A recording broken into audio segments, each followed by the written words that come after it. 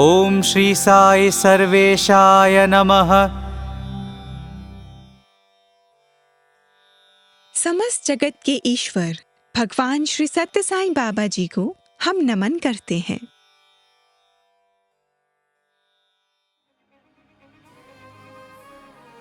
भगवान श्री सत्य साईं बाबा हर मन की पुकार अवश्य ही सुनते हैं।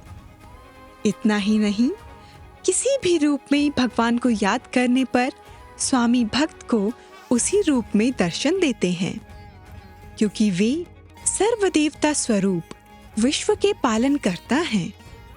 संपूर्ण विश्व में स्थित स्वामी के भक्तों को उनके इष्ट के रूप में दर्शन देने के अनगिनत उदाहरण मौजूद हैं। स्वामी देवी दुर्गा, माँ लक्ष्मी, शिरडी बाबा, भोलेनाथ, दत्तात्रेय, नारायण, यीशु आदि समस्त देवी देवताओं के रूप में अपने भक्तों को दर्शन देते रहे हैं। भगवान बाबा की एक बहुत बड़ी उपासक थीं। वे परिवार की सारी जिम्मेदारियां पूर्ण करने के बाद समय समय पर स्वामी के दर्शन हेतु पुट्टपर्ती जाती रहती थीं। वे अपने बेटे को भी स्वामी के पास लाना चाहती थीं, पर उनका बेटा पुट्टपर्ती जाने के लिए तैयार ही नहीं होता था।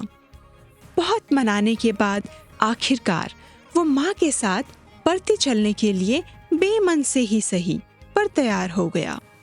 किंतु आधे रास्ते में वो माँ से बोला, माँ, मैं पुट्टपर्ती नहीं जाऊंगा, मैं तिरुपति जा रहा हूँ।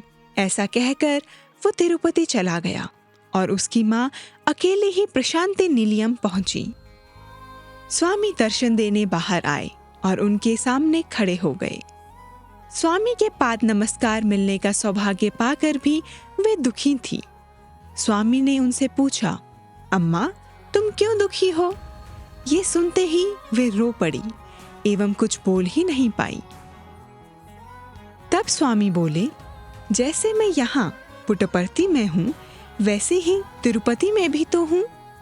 दुखी मत हो, तुम्हारा बेटा तिरुपति गया है, समझो मतलब मेरे ही पास गया है।